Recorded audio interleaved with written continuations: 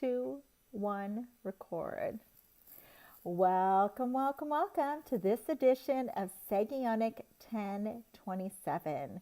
We are glad that you've decided to join us again. And I'm very excited for our guest today and what it is that she is going to share with us today. I should say on this today that she's going to share with us. But before I share with you our special guest we have tonight, I would like to share with you a little bit about what is Sagionic 1027. So the word Sagion means wisdom carrier. The word Sagionic means movement by movement in time. So here we are displaying those with business minds, those with the fierce work mentality. They are actually wisdom carriers. Not everybody owns a business, right? Not everybody is an entrepreneur mind. Say, for instance, like my husband. He's worked for the same company for 31 years. Now, in my books, that's called business integrity, because you are not at the same company for 31 years unless you're doing something right and you know how to check in every day and check out. And so he's just been a prime example to me of what a person with a business mindset looks like. And so our goal with Sagionic is, how do we take business minds?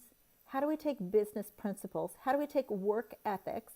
How do we take examples where somebody, oh snap, that didn't work, so we tried it this way. How do we take all of this knowledge that is inside of other people? How do we squeeze it out of them and then splash it everywhere else for other people to glean from and to learn and grow and potentially start their own journey on how to be upright in business? So let me read a little bit about our speaker we have today, which I'm so excited she's here. Our speaker is Olajumoke Elkanah. And I met her a couple of years ago. Actually, I met her at, this is pretty interesting, the day I met my sister. I was at a gathering getting ready to prepare for somebody I knew who was going to have a wedding. And on that day, I said to the father, I don't want to be your daughter on the floor no more. I don't want to be your daughter cleaning the showers no more. I don't want to be the daughter that does that anymore. And do you know the Lord heard my prayer? And he transitioned me out of that into a ministry. So he hears us. He hears us. He gives us the desires of our heart. So our sister Ola is a co-pastor of RCCG Winners Garden in Salem, Oregon. She has been in ministry since she was a teenager and has worked in different capacities in the church, specializing with children and young adults. For over a decade, she has organized monthly outreaches for feeding the homeless and spreading the gospel to in Marion County. She is passionate about women and hosts Feast of Esther in Oregon, an organization in charge of pastors' wives and women in ministry. In addition, she preaches at the women's shelter, encouraging women growing through various types of abuse. She holds a degree in accounting and finance and is certified in marketing with experience in banking. Her husband is a licensed, what is PST? What is Pastor, yeah, just me. Okay. Well, you threw me for a second. I'm like, wait a minute, am I introducing somebody else? Also, Pastor Ola is a licensed cosmetologist and owns a full-service beauty salon in Salem. Alongside of that, she owns an African grocery store and has developed her own brand of African food called Flourish Spices. Her products range from puff puff to pancakes. She is happily married to Pastor Olajumoke Elkanah. Olawale, is that correct? Olawale Yes. Elkanah, and their marriage is blessed with 4 wonderful children, Dara, Danielle, Divine, and Demi. She is currently encouraging mothers with children experiencing disabilities with an online series called Special Needs Story. So if I was in a venue and there was women and men standing all around me, I would say, can we give my sister a round of applause for how beautiful she has yielded to all the areas to be stretched. Thank you. So, Thank welcome, you welcome, so welcome. much. Sister, today is all about you.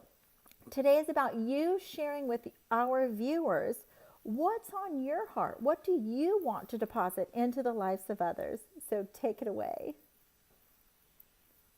Thank you so much. And thank you for that beautiful introduction. Like every time I look at it, I'm like, are they talking about me? Mm. Well, anyways, I've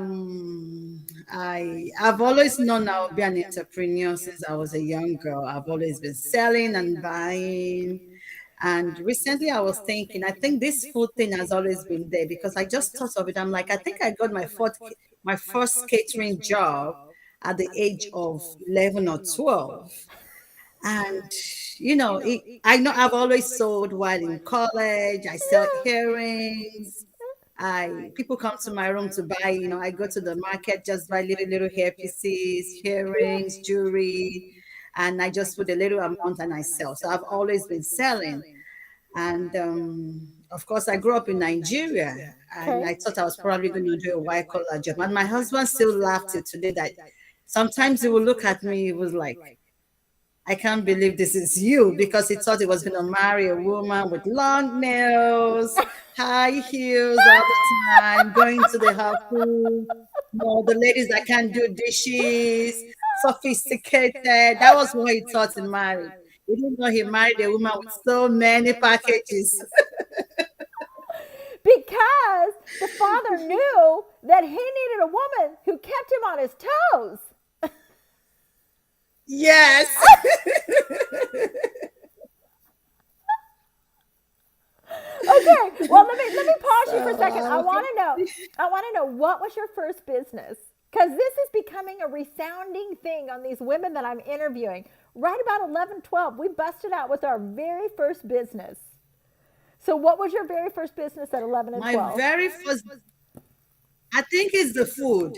Okay. Because I remember, my parents, the way Africa is, you're rich today and tomorrow everything just goes back to zero. So I had to change to a public school. I know Okay. public school in Nigeria is public, really, really bad. Public school in America is actually very, very good. Okay. So when I was in primary six, that was probably grade six. So we're Okay. supposed to go to like middle school, because I came from a private school to that school. Okay. And I was just like the middle class rich kid. I expected that at the end of the year, we're supposed to do a graduation party and everybody is just going to graduate and just go home. So I remember telling the kids there that, why are we not doing graduation party? They say, oh, what is that? Because it's a school for the poor.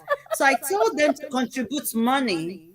So they contributed money for me, and I took it home because my mom is a secretary at a bank, but she cooks on the side as a caterer. Okay. So she has Okay. everything. Okay. So I got this money from all these 10, 11 years old kids, and I went to the market, bought rice and my mom, she was busy. I can't remember whether she helped me, but I know my auntie helped me, Okay. and we cooked the food. I remember it burnt, but we had it like that. Okay. And we had a graduation party. Because you had the gift of hospitality. Yeah. It was woven into you. Hospitality, Yes. it's a gift. So, those with It hospitalities, we is. have to have parties. Yes. This is So that was great. my first business at the age of 12. Okay, okay. I like it. I love it. I love it.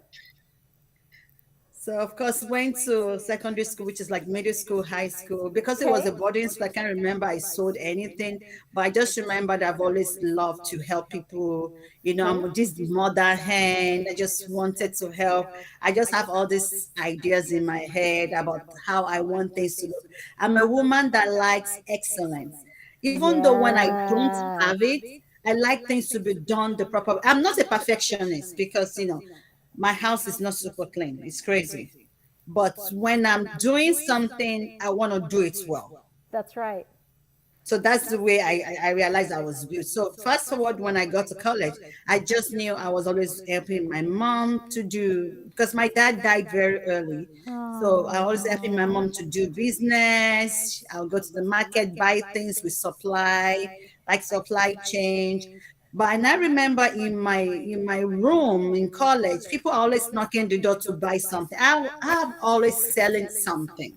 I love So it. I just have to sell. Yeah, I love it. And I thought I was gonna work in the bank, sophisticated, and things like that. I actually worked in the bank for, for a few years. And once I got married, I just told my mom I was gonna resign. Mom was like, "Oh, that's a good job." I'm like, "I just want to do cake." So I went to a catering school. I learned how to make cakes. Okay. And I've watched a lot of movie growing up, American movies. So I Okay. remember I was one of those people that started this in Nigeria. I call it Secret Santa Okay. in Okay. Nigeria. Okay. Okay. Yeah. So because I've seen it in movies where Santa will just surprise people at home. Yeah. So I brought it to Nigeria. I didn't have a lot of money there. It wasn't sophisticated, but I got someone ridiculous Santa Claus costume for me. It was bad. I got like cotton balls to do the best, and I got my brother-in-law who lives with me to wear the costume, and I stuck lots of pillow in his stomach, and I Secret Santa all over the town of Lagos, city of Lagos. Oh. And every Friday, I bake a lot of cakes. I put in my husband's car with the driver, and I drive all around town, going to all these offices and telling them, "Oh, I sell cakes." Because my then back in Nigeria, you must be it must be your birthday to have a cake. But I had these ideas from what I watched on TV. I decorate it. So I just knock on people's offices. I dress very well with high heels. I'm like, "Oh, I sell cakes." I'm like, I already made it little small, decorated it. I said, like, that was all I did till I left Nigeria. And I did parties for kids too. I did entertainment parties. I take contracts. We organize a party. I get DJs, Teletubbies, and all these people, and we make a party. And the costume. Now I see that the costumes were ridiculous. Okay, wait. I got to stop you for a second because there is a saying, there's an American saying that says you could sell an ice cube to somebody, to an Eskimo. Okay, you could sell an ice cube to an Eskimo because you are walking Yes. advertisement for anything you put your hand to. You are the advertisement. Yes. Wow. Wow. Okay, take us away again. Yeah. So when I knew I was coming to the US, and everybody told me, "Oh, you must be able to do something with your hands, and things like that." So I knew I could do hair, but I went, remember, I like education. I love That's right. school. Okay. So anything I want to do, I want to make sure I know it very well. So I Yeah. remember I went to my hairdresser. I said, "Can you teach me the little tricks that I don't know?" So because my house is full of girls, my mom had three girls, Okay. and of course my dad died early. So two of my aunties live with us, my cousin lived with us. So it was a girls' hostel, Okay. and we have this little thing that we've laughed at, like. So when somebody's knocking at our door, they will say, "Just hold on, because there could be a bra hiding somewhere on the couch." Because it was a girl's hostel. So like, let's check, make sure everywhere, Yeah. let's make sure everywhere is good. So we do each other's hair. Okay. But when I was coming to the US, I went back to learn, my hairdresser. I said, "Can you teach me everything I need to know? Teach me the little secrets that, things." And I knew I don't know everything because I was just doing hair for the fun of it then. And I learned how to make jewelry. I learned how to make hats, the way, the church hats, Yeah. those nice hats, the cinnamon hats. I learned how to do that too. Okay. And I came to the US with my 15-month-old baby and my husband. And when I came, I started in Georgia. So I did all the kinds, I did all the jobs. Worked on Ruby Tuesday, dishwasher, salad girl. I worked in a warehouse. But as I was doing those things, I was braiding on weekends and making Nigerian cakes. You know, our cake in Nigeria is more of a sponge cake. It's just like the European cakes because in Nigeria it's more of the European side, not the American side. Yes. So all the things I learned from catering school, so I was just telling people at church, oh, I could do this. So they were like, oh, cakes that doesn't have sugar like an American cake. So I was doing decorating. I was just doing on the side till I got myself together. And fast forward, we came to Oregon. So when came to Oregon, I told myself, I'm not going to work for anybody. I just want my own business. It does not Yeah. matter what it is. I just want my own business. So when I got here, I went to school. I went to beauty school for 2 years. Like I was in and out in 2 years. I learned everything I needed to learn. And I was just like, just for the experience part, I needed to work at Great Clips. So I worked at Clips for 3 months. But the way God works, I was already looking for a place of my own. I got fired on Tuesday. I got the keys to my shop on Thursday. Ah, come on. That is good. Yes. That is Yes. good. Yes. And God is so good that the lady that fired me just because she wanted to bring the person that, in Great Clips, it's all about speed. It's not all Okay. about the customer service. Okay. So someone left. She has worked at that particular Great Clips for 11 years. She said she was tired. So I got hired. So the person wanted to come back. So they did everything to get rid of me. So, but they didn't know I was already planning to leave. So I got fired on Tuesday. I got the keys to my new shop on Thursday. A week after, I got a call from all the ladies that they said, "Oh, we have a few customers looking for you." That they said wherever you go, they want to because was just 4 months or so. I've already Yeah. built, and people wanted to follow me. So the lady that fired me also got fired. Wow, Yes. because the owner lost business, lots of business. Yes.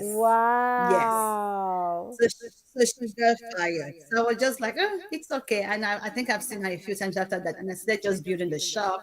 And the trying things there, when I started with the shop, I didn't have no clientele, apart from the few people that knows me for haircut. Mind you, they didn't know me for braids. They knew me for haircuts at the Great Clips. Well, yeah, So because at when we hair opened the clips they shop, don't do braids. They don't hook a yes, sister up with braids at hair clips. I know. So, so when my teachers in school, in the beauty school, when they heard that I opened a salon, they were like, "Ola, what are you doing? You don't even have clientele yet." Do you know what I told them? I said, "I have what other people don't have." That's right. They said, That's "What do you right. have?" I said, "Number one, I have Jesus. Number two, I have the talent." Ah. So I told them I have those two things. So I just opened the shop. No, I don't know anybody who, I know I can braid. So I know that one would be a plus, but I don't have no clients. So I opened with faith. So first week, I walked in with my purse and I was like, okay, nobody. I closed the shop. My husband said, how was it? I'm like, fine. Week one went by, nobody walked in. Week two, I just had this old lady, and she's still she should be in her 90s now. She was my first client. She Okay. just walked in. She said, I just saw this little house. What are you doing? I'm like, well, I braid, I do this. She was like, oh, give me a haircut.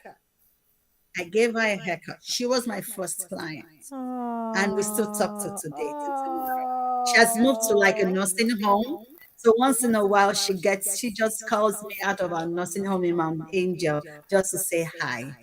So she adopted me Oh. and my kids. Oh. So she's a hot white lady. So I gave her a haircut. She was my first Yes. client. And Oh.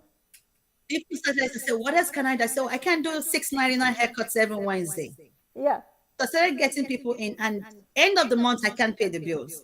And I tell my husband, "Oh, I can't pay the bills." My husband said, "Don't worry, the bills will be paid." So the first month I panicked so much, and my husband gave me money, because we have a joint account to be paid. The Yeah. second month I told myself and I told God, I don't know how it will happen, but these bills have to be paid by itself. So by the time it's the 25th, I'm already panicking. I say, "Oh Lord, I don't know how to pay the rent and the utilities and everything." And I remember the word I heard from God: these bills will be paid. Huh. But because we are human and we're the clients, one way or the other, I notice a trend when it's like the 30th or the 1st. One client will walk in and give me a fat tip. Maybe I needed like $500 for my bills for my rent to be due. And how much was the rent then? It was just 1,200 Yeah. as at then, 12 years ago. And I would have paid all the bills, and somebody would come and do her hair for like 150, and she could probably give me a tip of like $150. That's like paying double. And I would have Yes. exactly how much I needed. So month two, Hmm. month three, it happened again that somebody would just come and just give me a big tip for doing that hair, and I would have enough. By the time it was month five, I'm like, there's no need to panic again. These bills will be paid. Yeah, no, let's stop there for a second because you did something that is very important. Your husband knew that you couldn't be stressing every month because if you're stressing, then you cannot function in your electrified creative realm self, right? But you Yes. did something important. You said, "Excuse me, Lord, these are your bills and you need to take care of them." So there's a terminology that's called putting a demand on the anointing, right? And it's like, Yeah. and it's not bad. We can talk to the Lord straight up. It is not bad to Yeah. say, "Father, you told me to get this business. These are your ladies' heads that I'm working on. And so now these are your bills. Yeah. So carry on." So I just knew it would be paid. So even so, when I come from work, you're like, how was today? I'm like, nobody. You're like, don't worry. If they don't come today, they'll come tomorrow. So along the line, I got pregnant for my third child. So Okay. meanwhile, I go to the shop with my kids Okay. when they were young. So I have a special need one. So I just go, and I have clients that just love him. So they'll just hold him while I braid their hair. So I got Oh. pregnant. I had this third child. My mom left 1 month after. I had to go back to work 2 weeks after because I'm like, I just opened this business. I can't afford to lose the few people I have. Yeah. So I went back 2 weeks after I had the baby, and I was just going based on appointments. I was not opening the shop for anything. But by the time it was 4 weeks, I'm like, I'm fine. I just went back fully. And my mom was gone. And I had this baby that would not let anybody feed him. It won't take formula. It will only take breast milk directly from my boobs, which means I can't leave him with anybody. Nobody. So it won't even take it from the bottle. So I take him to work. When my client comes in the morning, I quickly feed him. I nurse him. I go in the kitchen, nurse him real good. If he's sleeping, I begin to tap him. Come on, wake up, take this breast. So when so I make sure he's full, then I put him on my back. You know the way we put the babies on our back in Africa. Yeah. Yeah. And I had no helper because right now I think, how did I do it then? Okay. So I put him on my back and I'm braiding for 6 hours. So when it's like 3 or 4 hours, I will ask for permission from my client, give me like some minutes. I'll go to the kitchen, change his diapers, Yeah. feed him very, very well. Because of course he'll be hungry because he's on my back. So he will sleep. Yeah. Feed him very well, put him back on my back with the wrapper and go back to my braiding. Oh gosh. Meanwhile, I was pregnant. I braided the whole day, the day I walked into the hospital. My babies never come on time. I have to be induced. All of them. Because every time I'm pregnant, I'm always thinking this will be the miracle one that my water will break. My water never breaks. Okay. So So I walked in, I'm like, this baby needs to come out today. So because I was just tired. So you can imagine on my feet for 6, 7 hours, nobody to help. Oh my So when I had the baby, gosh. it continued. The day it turned 6 months, I just put this baby on the floor. Yeah. All my clients took care of him. Ah! The guys, yes, the guys will hold him. They will go to McDonald's, buy him chicken nuggets. They'll buy candy. Like when I'm doing haircuts, this guy, when this I'm done with this customer, they give him to the next customer. Done with that, they give him to the next customer. They give him. So he just got spoiled with all the clients holding him. And they feed him. When he started crawling, I just put it on the floor. I have all these old magazines. I let him fix on them. It just makes a whole big mess. When we get home, when he poops, so many hair in his food because it's eating everything on the floor at the salon. And that was how I did it for till it turned 4, till he went. Wow. His first words was, "Mommy, client here." Because when we were talking, I he would love just it. stand, I he love would it. stand by the window. He would be waiting for the cars to come. He said, so, but when he sees a car, he'll be so happy that at least no, it's just not myself and him in the shop. Yeah, Because if there's no clients, we just be looking at each other, we'll be talking to him. But when he sees a car pull in, he will be so excited. Oh, client here. He will just say, client here, client here. That was his first word. oh my gosh. And Oh my gosh. till tomorrow, all my clients still hacks of him because, he had a blast. They trained him. And I had nobody Yes. helping me, no assistants. He was the only one, Oh the my the poor boy, and gosh. he's 11 years old now. So, Yeah. so Oh as my gosh. as I was doing it, people started asking me. So, and I could cook. So I was anytime I go for an event, I would just cook for them because I was baking Yeah. before, Yeah. and I was just like, maybe we should try this. And I remember someone came from Texas and told me, there's nobody who does African food. You can try it. I'm like, it's a lot of money. I can't do it because it's a lot of investment. And Yeah. but I made the first push by making inquiries. Okay. So I have learned to always make inquiries even when I'm not ready for something, because that inquiries is what I put on the table and I begin to imagine it. I've learned to make inquiries, write it down. So I wrote it down that I wanted this. And I remember when I got to Oregon, I came to Oregon probably a broken woman. Not like I was broken or distressed. I only had my husband. I didn't know nobody. I was coming with a heavy heart. What am I going to do in this town? And I remember when I stepped into Salem. That's another story. I met an angel in the hot shuttle that asked me if I believed in miracle. And I said yes. And she squeezed something in my hands, because she said she's been looking at me from Denver or something. And she didn't go back into the bus. This woman literally disappeared.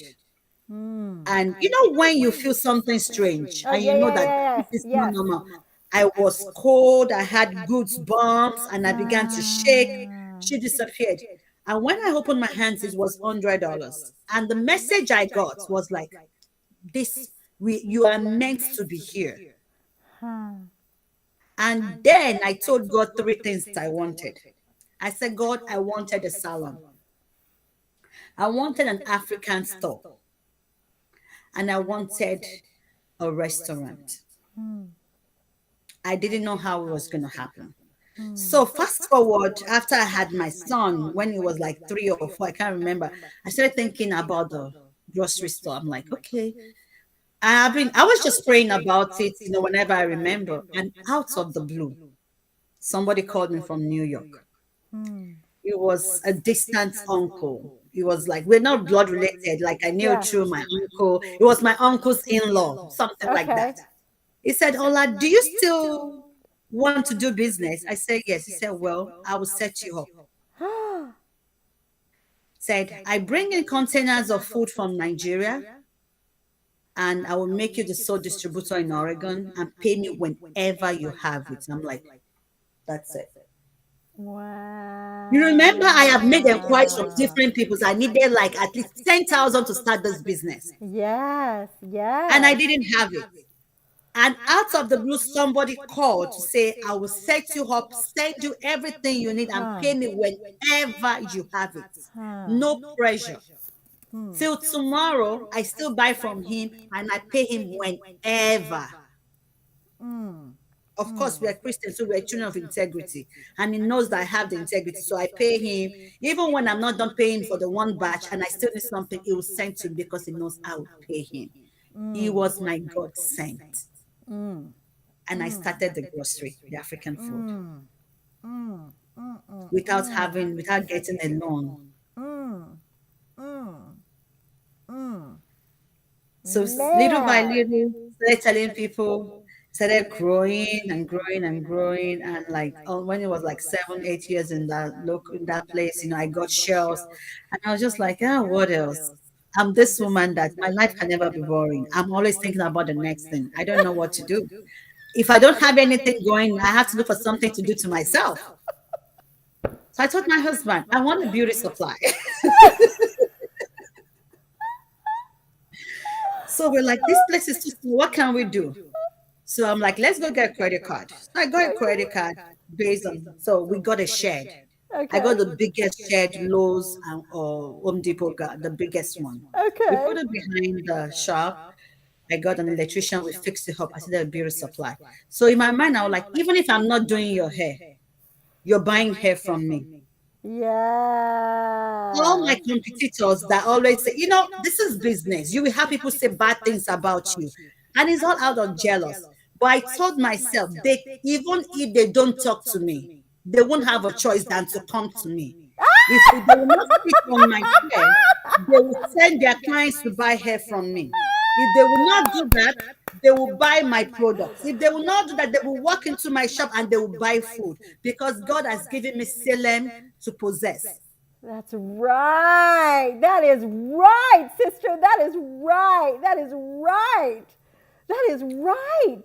That is right. So all these hair competitors that feel they can compete with me, I know God has been good, and I'm not the perfect person. I always tell myself I'm not even very good at hair, but it's the grace of God that makes the difference. That's right. That's right. And it's also that instinctively placed inside of you is a desire to bless. You don't see people as dollars.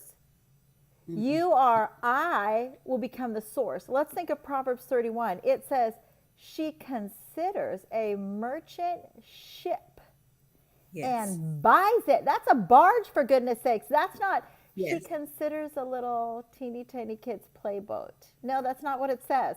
A merchant's ship and yes, buys it. yes.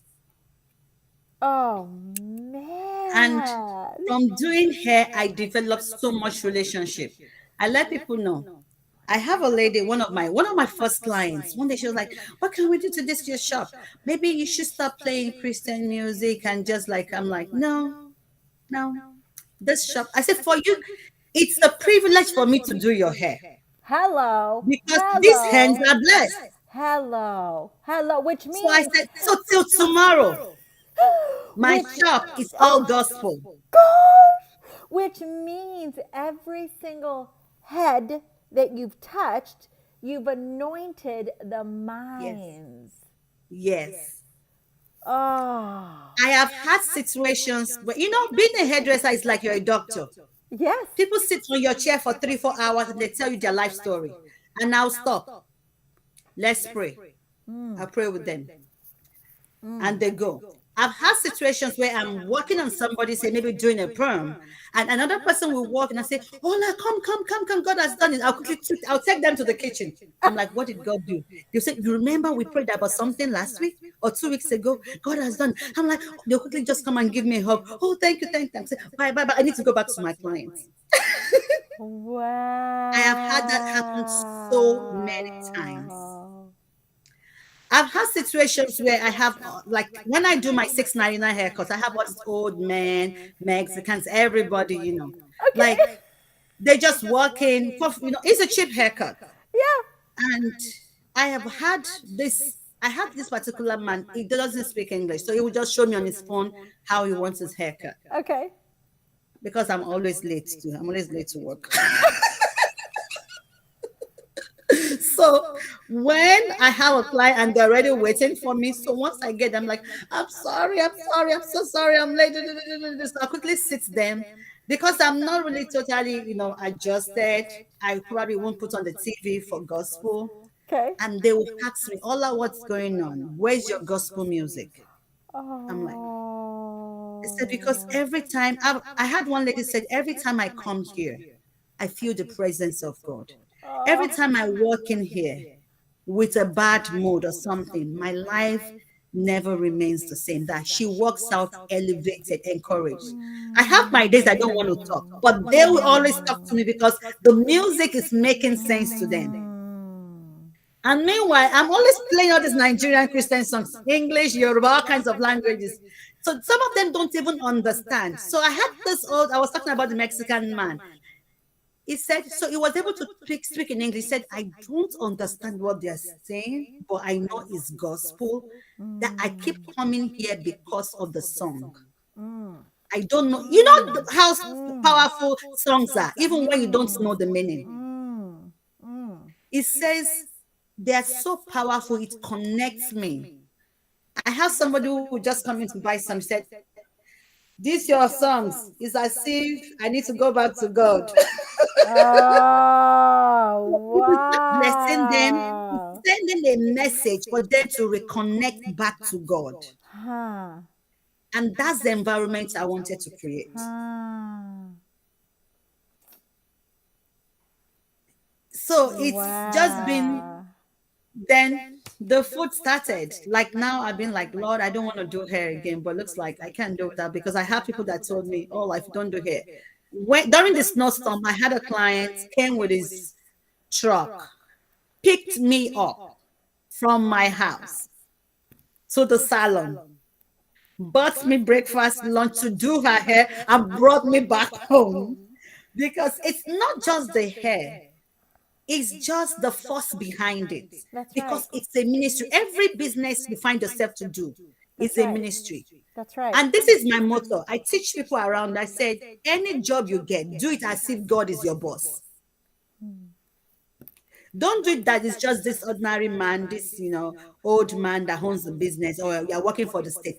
If you're working for the state is your indirect boss. God is your direct boss. So put in your effort as if God is the one paying you. So Huh. if God is paying you, it means you have to do the job right. You have to put excellence in it. So that's the way I work. That's right. And sometimes I say, Lord, I need more than 24 hours. As I'm finishing one, yeah. And God already told me you can't have more than 24 hours. That's all you get. Deal with it.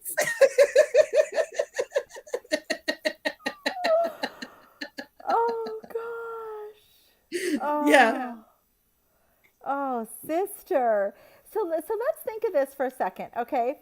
So if we think of, I don't follow this, I don't follow this leader, okay? I'm gonna name drop someone. I don't follow her, uh, but I heard her say one thing once. Joyce Myers said once, a gang load of people would be coming up to her saying, "Oh, please pray for me. I want to be in a ministry." Da da da da da. Right? And she said, "Tell me about your work ethic, because if you tell me about your work ethic, I'll tell you about your ministry." And they would go to tell her something, and she was like, "No, you're not cut out for ministry, because you don't got a work ethic, right?" Yes. And so I remember within the month before, I was called to a board room by the Father himself, and that is how Sagionic was downloaded. Sagionic 1027 to interview business minds was downloaded in a board meeting that I was called to by the Lord.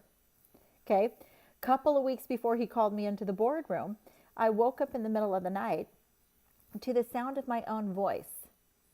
I was sitting in a boardroom, and my own voice, I said it once in my mind, and then I heard out loud, "Any time you take your talents, your gifts, and your abilities to use them for people, it is ministry." Yes. And you have demonstrated that. Now, so we've got the hair, we've got the food, we've got the kids. Now, there's none on your back today, but I did see your picture of your little one, right? And so it's going to be fascinating to see what the Lord has on the horizon for you. Okay? So I would like you to break down to viewers, how did you learn to partner with what I call the creative realm of the creator? Okay. How how I balance? Is that the question? Yeah, no, just like how did you learn to, like, a thought comes your direction and you didn't say, I can't do that. If a, Oh, how you began to partner with these thoughts that were coming at okay. you. Because I your get it. husband's like, whoa, I got to keep her in balance because she's, okay? Yes. So, but how did you So partner with the thoughts that were dropping down? every time something drops in my spirit, the first thing I do, I write it down. Okay, okay, Because write one of it my down. favorite songs is in Habakkuk 3:3. Write the vision, make it plain, that they may run and not faint. Though the vision is only for a while, it shall speak and not lie. I write it down and I present it to God. And I begin to think about it. Because we're also in the era of social media. Okay, And now let me give a practical example. I have my akara pancake, I have all those things. So when I brought the idea of having my pancake, okay, I've seen it somewhere before, but I know it has to be somewhere online. okay. But I had to make mine different. That's right. What can I do? That's right. Research, research, research. I will be on Instagram, YouTube, Facebook, looking at what people have done. Okay. And I'll begin to write what they have done. And I'll begin to think, what can I do different? So I begin to write it down and I begin to watch. I'll do all kinds of research. I can spend 1 hour looking for something. 1 hour, another day, I will go online, read about it. I just do all kinds of research, looking at everything. And I'm not even scared of competitors. Because Every product I there's have no made, competition. There's no competition. There's no yes, competition. There is no, there's no such thing as competition in my brain. No yes. competition. And guess what I do too? What? I order their products.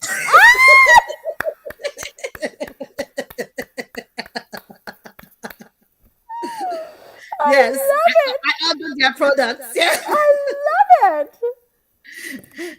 So I have all these kinds of pancake that it's not regular pancake in my kitchen that I'm yet to try. But I try some of them and I'm like, no, this is not what I want because there is an idea that has brought it in my mind and I know what I'm looking for. Since yesterday, I'm trying to make coconut mix. I have cooked coconut rice 5 times already, and I'm going to cook another one tonight. I don't give up until I get what I'm looking for.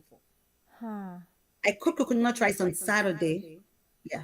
I cooked like 3 or 4 times yesterday. I cooked in the morning before church. After church, I cooked like 3 different. I kept changing the recipe. And I already made another one tonight that when after this interview, I'm going back to cook it. I don't give up on the way until I get what I want. That's right. That's I right. keep doing it. That's And I'll give right. a good example. So when I was making my drop donuts, the puff puff, the African donuts, that was the hardest thing that I've ever done. Because, oh, thank God for my neighbors. Everything I make, my neighbors eat it. Oh, yes, yes. I send it to them, put chicken, everything. But if the food is good, I'm just looking for something. I Yeah. make all the snacks, I give it to them. Oh, they're blessed. My friends, I take it to the shop, my customers and everything. So one son I've been making because I just wanted it to make because my idea of my products is that I wanted to make it African food simpler. Okay. So you don't have to spend too much time in the kitchen. Yeah, yeah, yeah. So I did it, and that Sunday afternoon, I just broke down. I started crying. My husband has never seen me in that state before. He said, "Why?" I said, "Oh, I'm tired. This thing is not just working out." He said, "Someone sit down and sleep." I said, I'm not sleeping. And I can't count how many times I did it. He said, sleep. I said, I'm not sleeping. He now started giving me example of the people that formed the light bulbs, That's right. that they That's did it right. over 99 times. That's right. I said, okay. He said, promise me you will sleep. So I just sat down on the couch. Every Sunday, we always have this nap after lunch. We just Yes. take a nap on the couch, everybody. So I just sat on the couch like this. 10 minutes, I woke up. He said, where are you going? I said, I'm going back to the kitchen. He said, but I told you to sleep. I said, now I got it. I went back to the kitchen, Yes. the mix, and I got it. Yes. Yes. I needed Yes. to cry. That's right. I needed someone to comfort me. And I needed to sleep for that 10 minutes because that's where the inspiration comes from. Huh. Huh. I woke up in 10 minutes. It was like, you didn't sleep. I'm like, I got it. He said, Aisha, I said, this time I got it. And I went back to the kitchen, put the mix together, tried it. It came out perfect. And I'm like, I told you I got it. And that was it. Huh. Huh. So try. I keep trying. And if I needed to sleep on something, I sleep. But I never leave God out of the equation. Because I tell my kids, I tell people around me, God is interested in the smallest thing you ever do. No matter how small, how minute that thing, God is interested. So that 10 minutes sleep, as I was sleeping, I was just praying. I said, Lord, just help me. And that was the sleep. And I just got the formula in my head and I woke up like I opened my eyes. And I can't forget that day because that was the only recipe I cried for. Every other recipe, I just keep trying and trying and trying to like God. But this particular one, I cried. Yeah. Wow. So that's what I just keep doing. I write it Wow. down, I change it, I Google, I order. If I had to order, I watch and I pray. And I've had situations like when I did my fried rice, the recipe was given to me in a dream. Okay. Okay. Of course When it I was. was doing all my rice products, like I would try and try and try. Fried rice, I did it one time and I got it because I got the recipe in the dream. And I Huh. woke up, I wrote it down, and I did it one time and it was perfect. That one was a special one. Mm. But the rest, I had to do it over and over and over again until I got it. I don't look at how much money I waste. I tell myself I don't waste money. I'm investing. That's right. That's right. And when you and you're a businesswoman, so when you make something and you take it into your shop, oh, what's that? A tax write-off. Yes. Because it's for Yes. your clients. Yes. It's hors d'oeuvres for your clients, for goodness Yes. sakes. Yes. And the neighbors, you hook up the neighbors, and then your house is always safe. Yes. Yes. Oh, And it's so everyone around me like they even said all the school bus drivers in Salem, they already know me because I'm like, I have to feed them. They have to be that's nice right. to my kids too. That's I feed right. them too. That's right. That's right. That's right. Because Yes. food is a universal language. Food is Yes. just like hallelujah is the same straight across the board. Mm-hmm. So is Mm-hmm. food. Yes. So is food. So that's what I do. So once the idea comes, I start putting it together. I start writing. So the first thing I always do to see if anybody has done something like that. I always Okay. just go online to look. Okay. And if I see, I order it. That's amazing. That's amazing because I call it night watch. Okay, when stuff drops down to you in the sleep realm, right? My husband will say to me too, Sean, how come you're not sleeping? I was like, you don't understand. Once those thoughts start, you're like, Yeah. and you can't, you're just like, oh my gosh, that's so good, Lord. Oh, that's so good. Oh, that's so good. Oh, that's so good. And you're just downloading all these thoughts. And it's an honorable place to be on the receiving end, Yes. but to partner and come into agreement with it, Mm. because what you're sharing with people is that you don't get to a certain age, you don't get to a certain space and say, okay, that's good. Instead, it's like, okay, what's next? Okay, Yes, it what's has to be what next for me. yes, It has to be yes. what next. Like, I'm not done with one, I'm already thinking about the next one.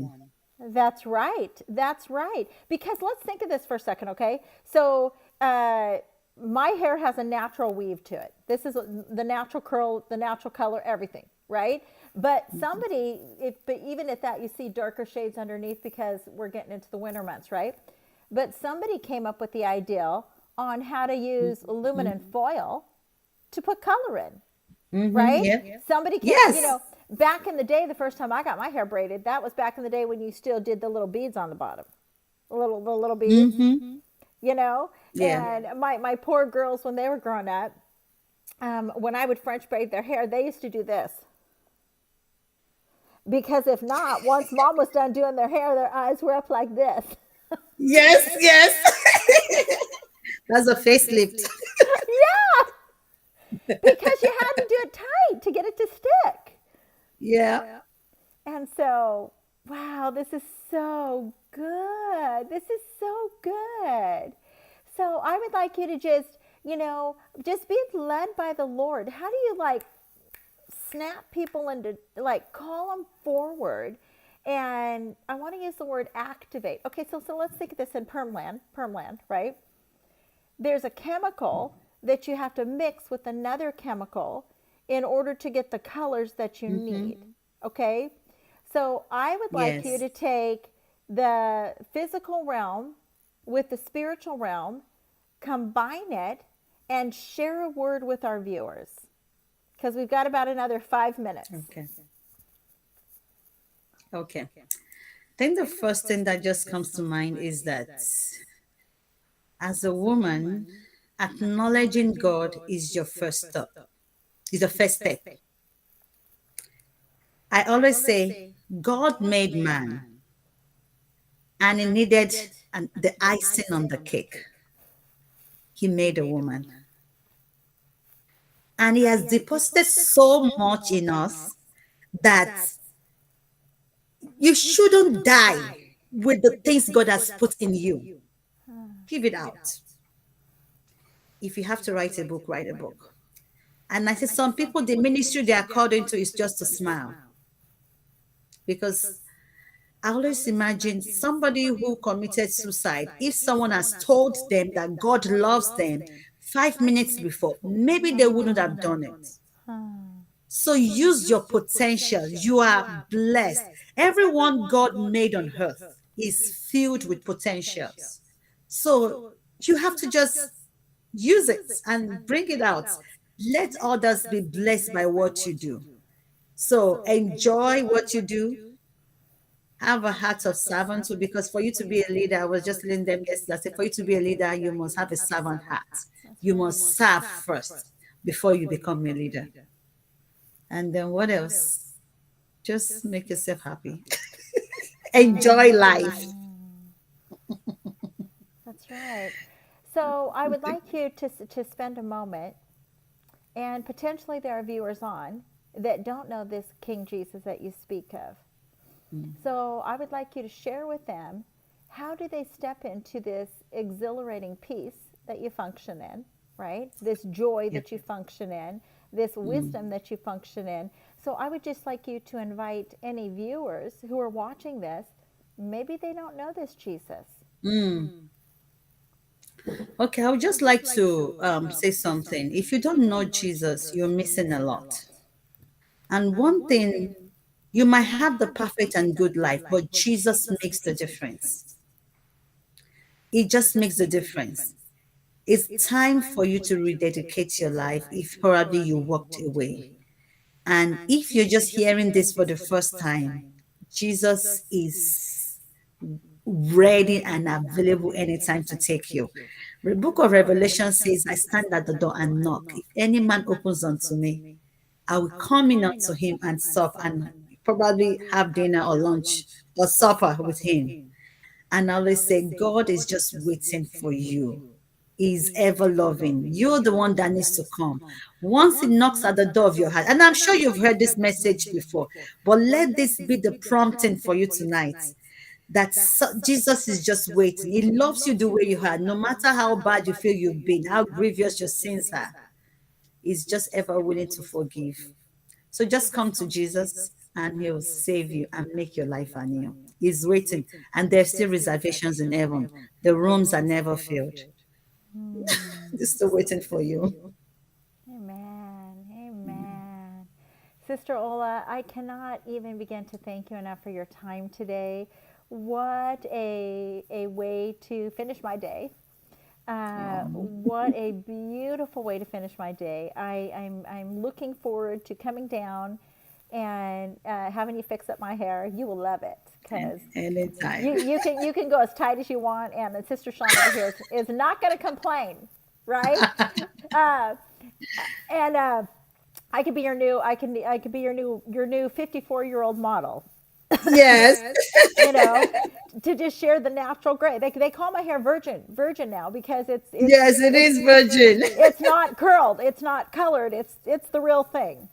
Mm-hmm. But I just, and just for our viewers to know, I've never sat down and had a conversation with Sister Ola.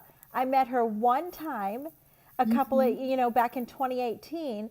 And from a distance through Facebook, I've continued to pray over her business. I've continued to bless her. I've continued to just like, oh, Father, bless her, bless her, bless her. So as you all have been able to enjoy her tonight, I have immensely enjoyed my sister. Thank you. So I just want to thank you all for tuning in to Sagionic 1027. And stay tuned for our next guest that will be coming in the near future. And may the Lord bless you. May the Lord keep you. May the Lord make His face to shine upon thee. Blessings. Bye. Bye. Have a wonderful night. Thank you.